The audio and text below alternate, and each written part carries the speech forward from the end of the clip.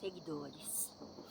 Há um ano atrás, Arroio do Meio iniciava um dos seus capítulos mais, vamos dizer, tenebrosos de sua história. Ao mesmo tempo, em função de uma enchente histórica, de um evento climático histórico, nós perdemos as duas pontes. E é aqui, debaixo dessa ponte da RS 130, inaugurada há poucos dias, que nós relembramos algumas passagens daquele momento que tanto afligiu não só os arroiomeenses, mas toda a região do Vale do Taquari. Perderam-se sonhos, perderam-se casas, perderam-se vidas e o Estado se cobriu de luto, mas ao mesmo tempo nunca se viu tamanha solidariedade vinda de todos os cantos do Brasil.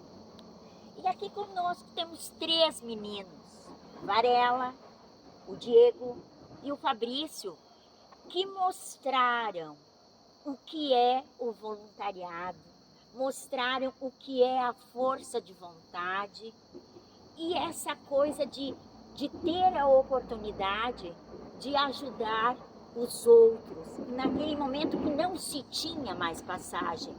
A ponte de ferro estava destruída, a ponte da RS tinha caído e os meninos uniram-se para dar passagem, para dar essa oportunidade das pessoas transitarem entre os municípios de Lajeado e Arroio do Meio. Vamos começar então relembrando um pouco as nossas histórias, o que se passou naquele dia. Começamos pelo Varela, que estava muito dentro, né, de toda a situação, visto que a tua esposa na época trabalhava como na prefeitura, né? Então, o que tu lembras, o que te traz, Varela, estando aqui um ano depois? Boa tarde a todos, a Gracia, o Elton que está aí nos gravando, aos meninos aqui, meus irmãos. Olha, para mim, quando inauguraram a ponte aqui foi um ato simbólico, né? De tudo que foi passado na época, no momento.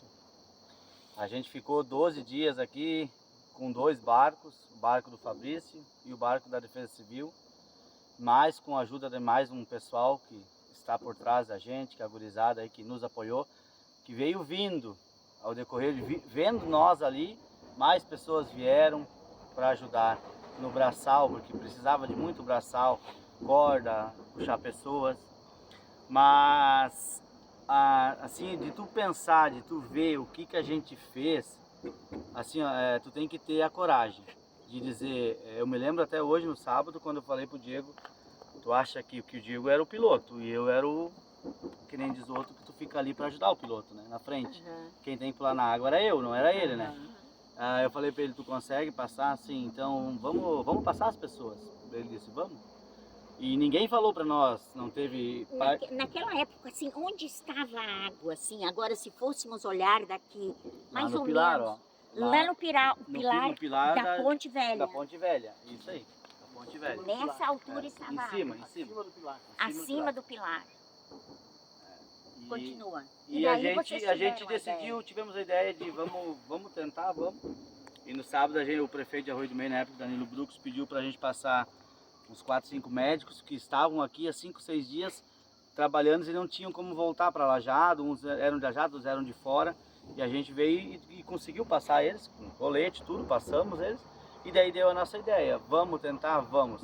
E ninguém disse para nós, não façam porque não vai dar certo. A gente fez, conversamos com o Fabrício também, que era o outro piloto, os barqueiros, e tomamos a iniciativa e deu certo.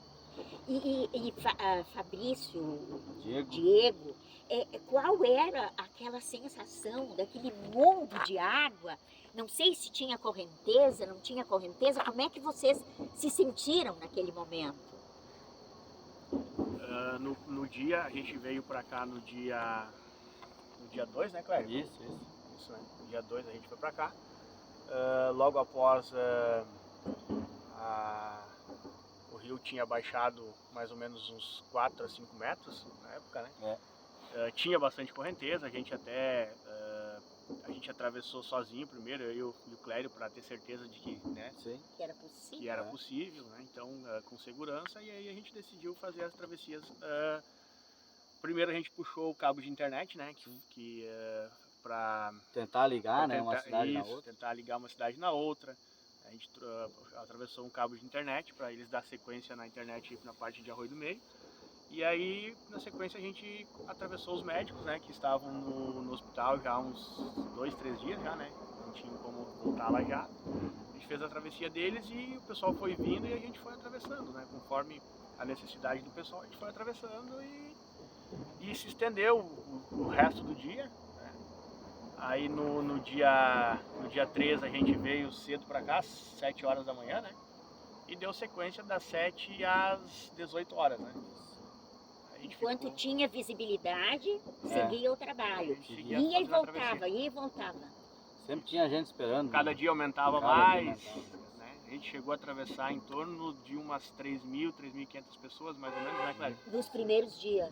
Naquela semana, né, do dia 7 e 8 ali, né, de Até segunda, o dia 12, isso aí. que aí veio o pessoal do Depois que veio o exército. pessoal do exército, Isso. né, então... Nós ficamos 12 dias fazendo as travessias. E vocês têm, assim, a dimensão de quantas pessoas vocês atravessaram nestes 12 dias? Assim, ó. Eu não tenho. Primeiramente, boa tarde, né, aos seus ouvintes. Meu nome é Fabrício, conforme o Clério já falou e o Diego, eu comecei também juntamente com eles. Nos primeiros nós começamos a trabalhar no resgate, lá na cidade. Né? O Diego e o Clério começaram primeiro no resgate. Começou da enchente, eles começaram a resgatar o pessoal. Eu, juntamente com o meu dupla, que era o André Trindade, né? Um grande amigo, apoiador também, que estava aí nos auxiliando também. E juntamente com os outros auxiliares que, conforme o Clério havia comentado, eles foram chegando e vendo a necessidade e se acharam na obrigação de ajudar, de auxiliar. Né? Nesse primeiro momento a gente começou lá. Após isso, quando as coisas começaram a se normalizar, entre aspas, né, a gente veio para cá. Só que quando a gente chegou aqui, a gente viu o tamanho do desafio, porque a gente assim, ó, não tinha comunicação com nenhuma cidade. A água estava muito alta, então nós estávamos ilhados aqui. Então o Clério e o Diego começaram a fazer as primeiras comunicações com o município através do cabeamento de energia da internet. Né? E ali a gente começou a atravessar pessoal, porque tinha muita gente que tinha ido trabalhar em Lajeado e não conseguiu mais voltar para cá. E vice-versa, pessoas que estavam aqui e não conseguiam sair daqui. Então a gente começou a fazer essa travessia. Só que a demanda era muito grande, porque era muita gente. E a gente também não tinha comunicação, porque naquela primeira semana não havia energia elétrica na cidade, nem comunicação via celular, telefone, nós estávamos totalmente isolados. Isolados? Então, isolados mesmo. E aí a gente começou a fazer essa travessia. Só que assim, ó, o exército só chegou no dia 13 de maio aqui. Porque no dia 12 de maio, era o dia das mães do ano passado, nós ainda estávamos fazendo a travessia das viandas. 750 viandas. Que vinham de lá. Exatamente, vinha de Lajeado. E aí nós fazíamos essa travessia, juntamente com o Clério, o Diego. Foi um serviço ininterrupto. A gente deu prioridade, começando a dar prioridade ao pessoal da saúde, da segurança pública, médicos, enfermeiros, bombeiros, policiais, agentes penitenciários, e posteriormente a isso a gente começou a fazer o público em geral, começou a trabalhar. Né? No dia 12 de maio, dia 13 de maio, chegou o pessoal do exército, começou a montar as passadeiras, deu um alívio. Não cortando o teu assunto, teve a balsa ainda que a gente teve a balsa. Que foram vocês também, foi a né? balsa Era que o Diego conseguiu... Em parceria com uma empresa. Com a empresa, conseguiu vir se instalar aqui e fazer o serviço de apoio. No dia 23 de maio do ano passado, houve uma espécie de enchente, novamente o rio se elevou novamente. Uma elevada. Deu uma subida na água de novo, uma correnteza forte. E aí aconteceu que aquela fatalidade da passadeira romper e vir para cima dos barcos de apoio, né, que, culminando na perda no total do meu barco, no barco da Defesa Civil, nos equipamentos do Diego, estragou um pouco a balsa também, nós perdemos pertences pessoais, né, e aí, inclusive, caiu na água ali um militar que ficou à deriva, né, numa passadeira, que o Diego... heroicamente salvou o militar também, né? Tem mais Sim, dessa, né? sim. Não bastasse todos esses impropérios, o Diego ainda Aham. resgatou um militar do Exército Brasileiro, né? Aham. E infelizmente eles também perderam 3 botes, eu acho, né? Sim, Deles sim. também. E a gente pôde resgatar esse pessoal. Então, assim, a gente foi um verdadeiro esforço e hercúleo para poder, né? Ajudar nesse apoio. Aí nós ficamos aqui aproximadamente 30 dias até que fôssemos auxiliar ali. Eu fiquei mais 15 dias porque fiquei auxiliando o pessoal ali na Ponte de Ferro, né, até a conclusão da passagem. Sim, sim. Tu deste esse Eu apoio fiquei também ainda mais uns aqui dias na ali parte da água. auxiliando sim. eles ali, né?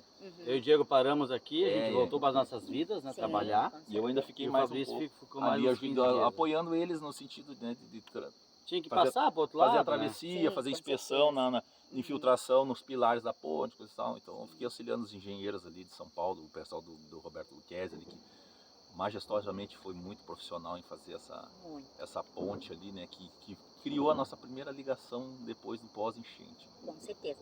E foi assim de extrema relevância, de Nossa, extrema importância para reconectar o vale que naquele momento estava totalmente, diremos, à deriva, né? Sim, sim.